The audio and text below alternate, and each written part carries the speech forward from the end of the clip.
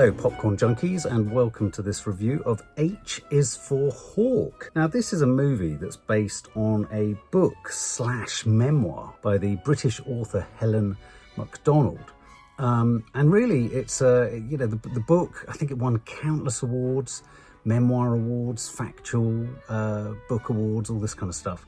And it was about Helen MacDonald's experience of her father's death, or dealing with the grief of losing her father, and dealing with this grief through the time she spends training a goshawk, a bird of prey. Her father was Alastair MacDonald, apparently a respected photojournalist, and the film essentially kind of is a retelling of what Helen MacDonald explored in her book. So it stars Claire Foy. Claire Foy plays Helen MacDonald.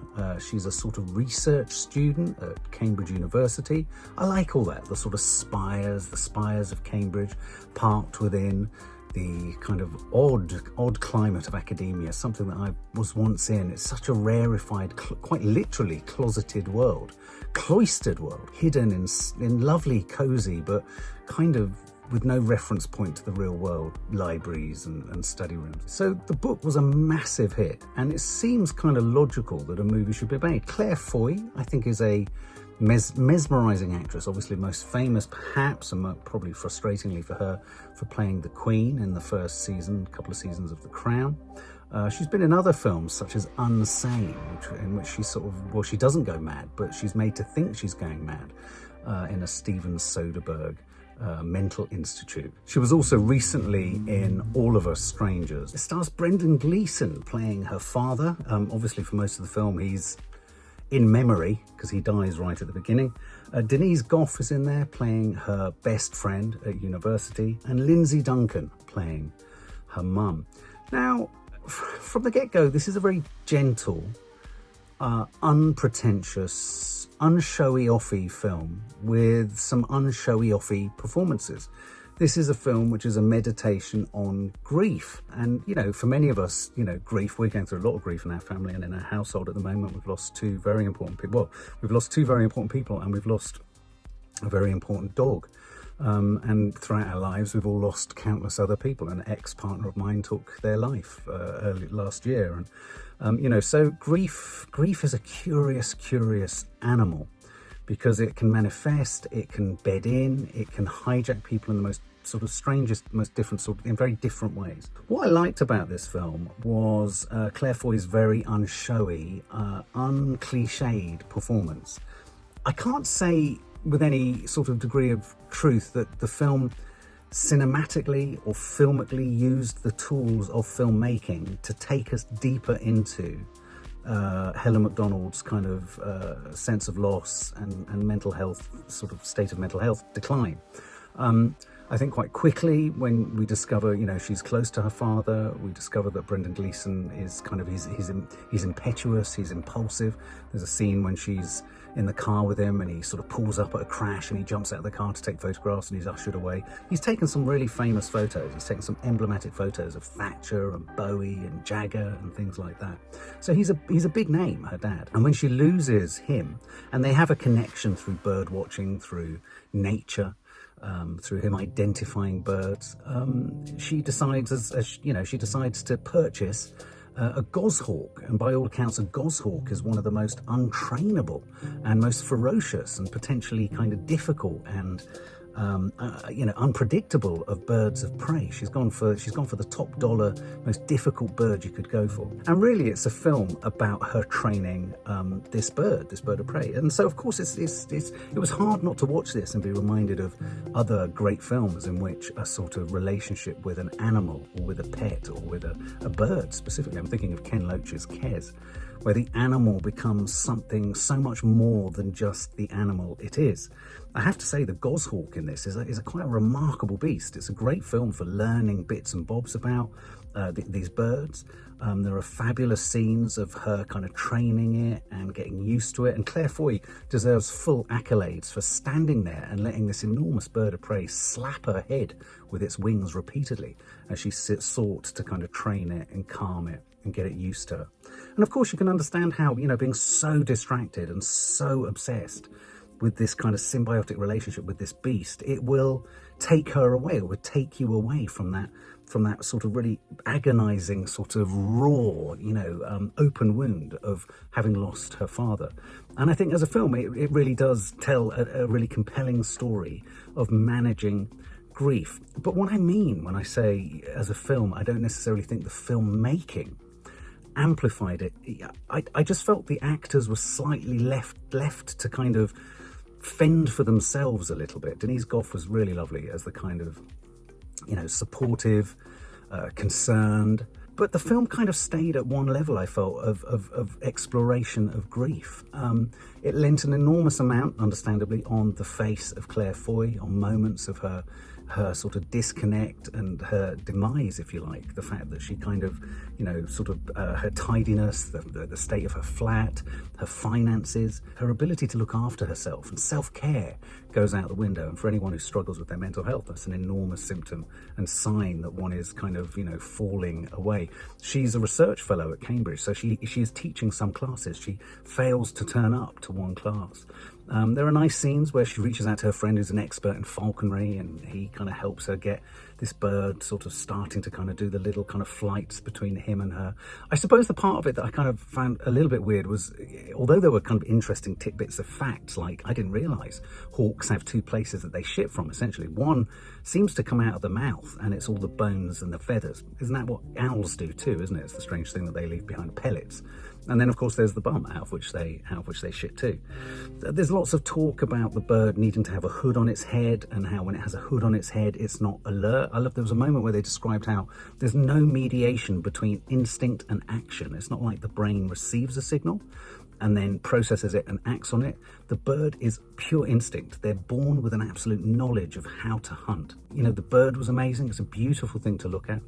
The scenes of training were incredibly watchable. Claire Foy, I can't work out whether the problem perhaps I had was Claire Foy seemed, and she possibly was, and I think this is maybe more a portrait of mental health issues rather than necessarily just grief. She seemed as down and as depressed with her dad around as she did once he'd gone. And it didn't engage in kind of obvious moments of flashback. There are flashbacks, but it didn't engage in the obvious moments of sort of him looking back and her looking at him and all that kind of stuff. But her relationship with the hawk also seemed standoffish, and I'm not entirely sure. Maybe that's a really honest portrait of what Helen MacDonald's relationship with the bird was. I mean, again, as I say, I haven't read the book. Maybe you can only get so close to a goshawk. I mean, its eyes are astonishing.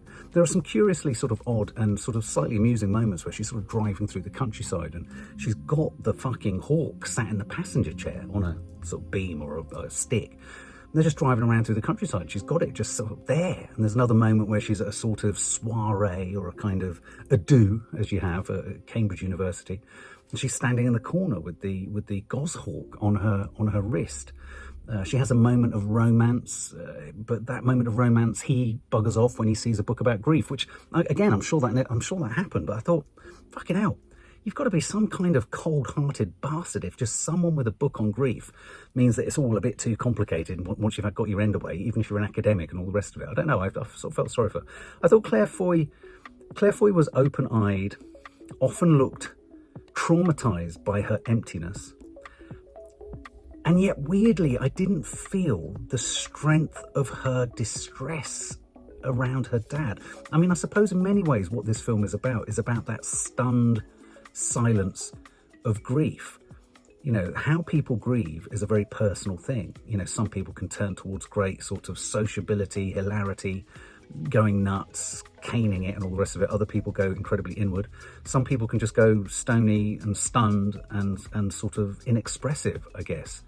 There was a film recently, or a film last year, called Sorry Baby, which I thought did a really interesting job of representing someone who's experienced sexual abuse, but showing how they could deal with that abuse, or how that trauma can still feed into very normal parts of life, funny parts of life, just living your life. And in this, maybe the portrait that Claire Foy was giving us was one of someone stunned and stunted, and that she strived to make this connection with the bird. I think I was a bit disappointed towards the end when she'd worked with it for 6 months. You've got the natural progression that she manages to get it to fly more. she manages to chase it through a wood when it's flying sort of after a rabbit and it's chasing a pheasant. Incredible sequences, beautiful hawk photography of it kind of coming swooping through. You couldn't help but think, God, is that real? And I guess it probably was.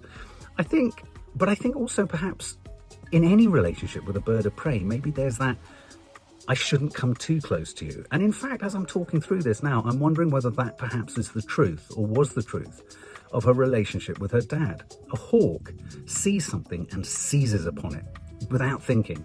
And the scene where we've had Brendan Gleeson in the car with her and he sees a kind of crash, and it's actually morally suspect that he just jumps out of the car and he's trying to take photos without any regard for who's injured in this car crash.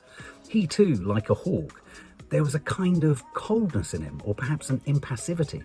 Everything was of interest to him if it was taken through, if it was photographed.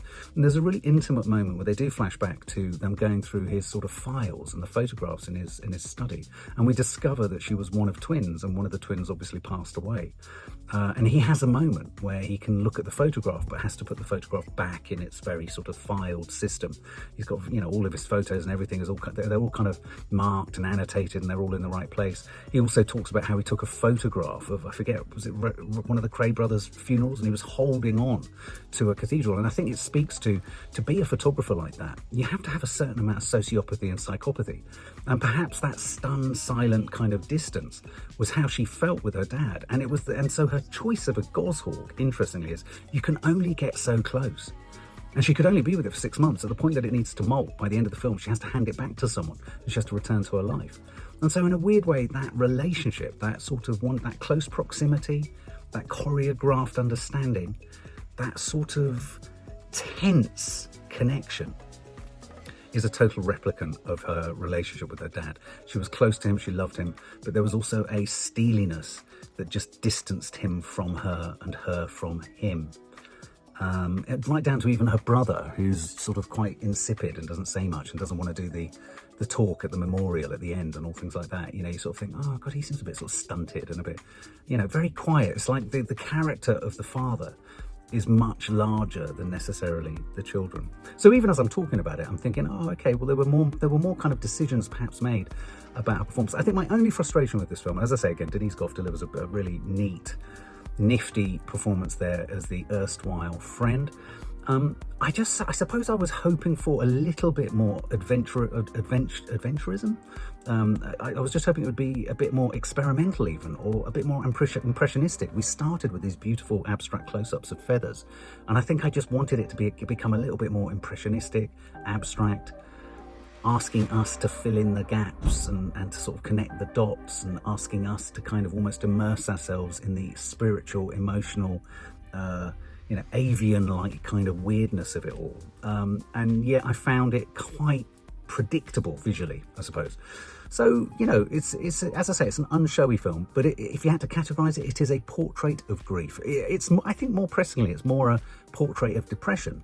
Someone who struggles with depression, who then also loses her father and then has to grapple with grief and that descent and that that sort of isolating themselves, and the way in which we have to replace a feeling with an obsession. It's like an addiction. She becomes addicted, absolutely. I mean, there are moments where you feel very much she has a drinking problem too. I suppose if there's a theme to this film, it is interested in the extent to which Emma MacDonald retreats and disentangles herself from the human world. She becomes less and less connected to human interaction, whether it be with her mother, whether it be with her brother, whether it be with her work colleagues, whether it be towards her students, and how her immersion in the world, the natural world of this beast, was taking her back almost to a kind of primal state or a primal place of raw emotion. So the film sort of, you follow her to that place. And then what's weird, not weird, but I mean, I guess this is what happened. But then it's the kind of the retreat back to humanity towards the end. I suppose felt conventional, but is that me then just wanting a real life story to be something different? I mean, that's what happened. A very gentle, very underplayed, very understated film. If I was to score this, I would give this 75 out of 100.